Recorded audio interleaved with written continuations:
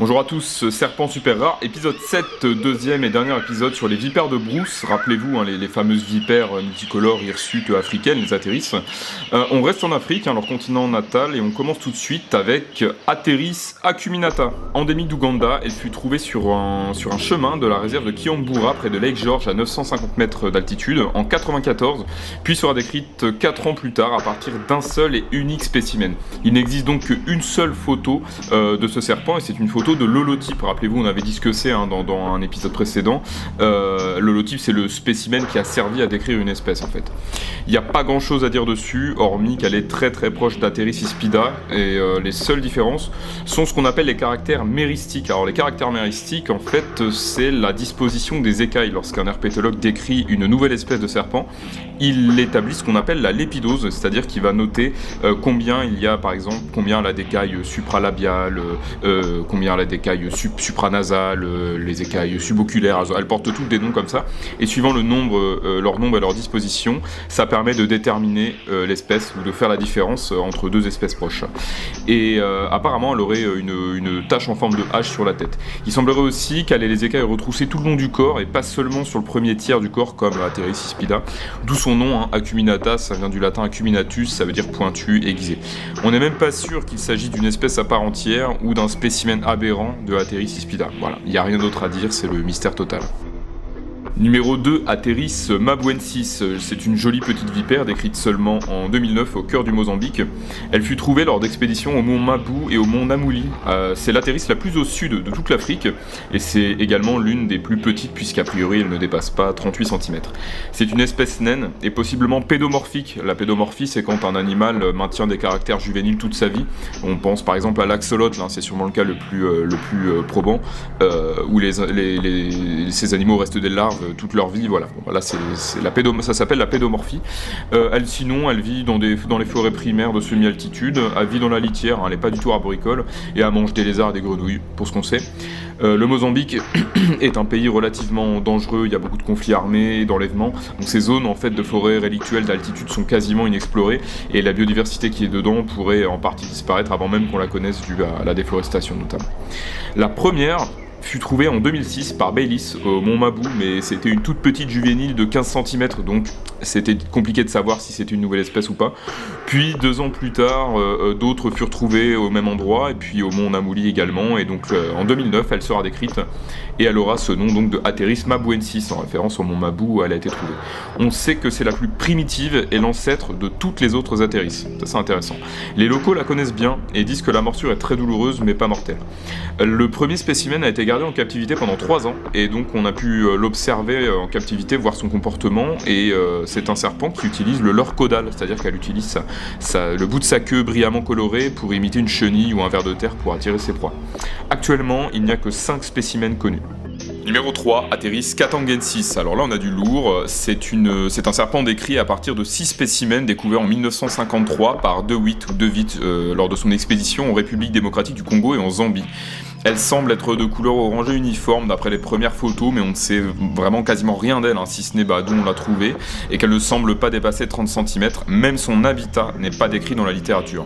Je pensais que personne ne l'avait revue depuis, parce qu'il n'y avait aucune photo depuis 1953, mais sur un obscur groupe Facebook sur les serpents de Zambie, où les villageois en fait peuvent faire identifier les serpents qu'ils voient, quelqu'un a posté une photo floue qui date de 2019, et c'est bien elle. Il aura fallu attendre 66 ans pour avoir une nouvelle photo de ce serpent, c'est déjà exceptionnel.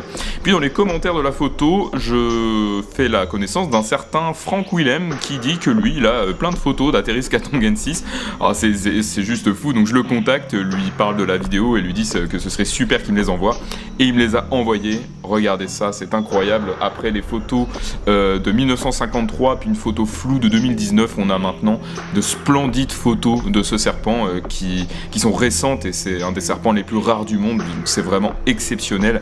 Un immense merci à Frank Willem de m'avoir partagé ces photos. Numéro 4, Atheris subocularis. ultra méconnue, elle fut collectée en 1888 par un certain Jos Vos aus Lübeck, je pense que je le prononce très mal, et Fischer, son descripteur original, dit qu'il y a de fortes chances que ce soit un spécimen aberrant d'Atherisco amigera, et il précise dans sa publication qu'il a baptisé ce serpent pour temporairement, entre guillemets, le garder à l'esprit comme potentielle nouvelle espèce, mais qu'il voulait pas qu'on la considère comme telle avant des recherches plus approfondies. C'est comme ça que certains faisaient à l'époque. C'est vous dire à quel point des fois la frontière entre deux espèces différentes mais proches peut être mince et complexe. Pendant 113 ans, ce serpent sera dans les oubliettes du British Museum, dans un bocal, jusqu'en 2001, quand les herpétologues Lawson, Noonan et Eustache séquenceront l'ADN de 4 athéris trouvés dans la même région entre 95 et 97, donc au Cameroun, et constateront qu'en plus de caractères méristiques qui correspondent totalement au serpent de Fischer d'il y a 113 ans, Atheris subocularis est bien une espèce à part entière. Elle reste très proche d'Atherisco amigera, on dit que c'est son espèce sœur, mais une manière simple de les différencier au premier coup d'œil, c'est que la 4e et la 5e écaille supralabiale sont en contact avec l'œil chez Atheris subocularis. Donc oui, c'est un coup d'œil de très très près, je sais, mais ça représente beaucoup. Et apparemment, elle a une livrée quand même différente. Alors petit bémol, on n'a trouvé que des mâles. Lawson et son équipe suggèrent qu'il y a un petit risque pour que ces serpents soient une mutation locale des mâles d'Atherisco amigera. Ça reste peu probable. Elle pourrait même également être un hybride entre Atherisco amigera et une autre Atheris encore plus rare qui n'a jamais été découverte. Mais bon, là on reste quand même, c'est quand même hautement improbable. Le plus probable, et le séquençage de son ADN tente à démontrer ça, c'est que c'est une espèce à part entière, mais hyper rare. Numéro 5, Atheris, 2 sexy. On part maintenant au mont Kenya pour une 5e Atheris. Endémique de 2 forêts qui entourent le mont Kenya, c'est probablement l'une des plus belles. Regardez-moi ce noir constellé de petits points clairs, on dirait la voie lactée avec des yeux et des écailles. Elle est merveilleuse. Nommée en 1968 en l'honneur de Franck de Sex, un volontaire des Corps de la Paix qui collecta la première. Elle atteint 70 cm et elle vit entre 1000 et 1800 mètres d'altitude. Elle grimpe parfois à 15 mètres de haut dans les arbres où elle mange des petits mammifères. Elle régresse considérablement ces dernières années dans l'une des forêts dans laquelle elle vit à cause malheureusement de la collecte illégale pour le marché de la terrariophilie. Bien que très discrète et très rare, elle est très compliquée à voir. Elle a été bien plus observée quand même que les précédentes, surtout dans les 2 dernières années. Numéro 6, on termine avec un serpent vraiment curieux, Atheris edfieldi, décrite en 2020 sur l'île de Bioko. Ça faisait longtemps qu'on n'avait pas parlé de serpent insulaire, j'adore ça.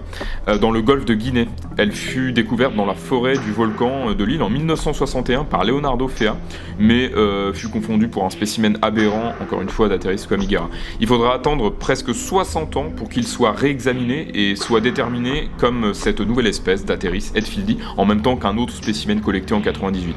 Elle présente des caractère intermédiaire, ça c'est marrant, entre Atheris chlorechis et Atherisco amigera, mais elle diffère de ces 2 dernières par le fait de posséder 4 écailles suprarostrales. Encore une fois, ça peut paraître un détail, mais en fait c'est très parlant.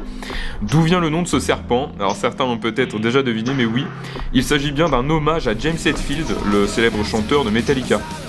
L'espèce est nommée d'après James Hetfield, chanteur et guitariste du groupe de heavy metal Metallica, pour l'inspiration, l'endurance et la santé mentale que sa musique a offert aux auteurs lorsqu'ils sillonnaient le monde académique. Le nom s'applique au masculin, nous proposons comme nom commun la vipère de Bruce d'Hetfield. Nous avons maintenant fait le tour des Atheris, des vipères de Bruce les plus rares. J'aurais aussi pu vous parler d'autres Atheris, comme Atheris mongoensis, mais bon, son cas est quasi similaire à ceux de cette vidéo. Et pour ce qui est des quelques autres Atheris qu'on n'a pas vu en détail, Atheris runguensis, Squamigera, Ceratophora, Chlorechis et j'en passe, elles ne sont en fait pas vraiment rares, on les connaît bien mieux que ces petits serpents connus que de 2 ou 3 spécimens, donc elles n'avaient pas trop leur place dans l'émission. Si elles vous intéressent, n'hésitez pas bien sûr à approfondir sur le net. A bientôt pour le prochain épisode, j'ai plein d'autres projets d'émissions à venir, donc restez abonnés, j'espère que ça vous a plu, n'hésitez pas à partager, commenter et vous abonner si ça n'est pas déjà fait, et merci de m'avoir écouté.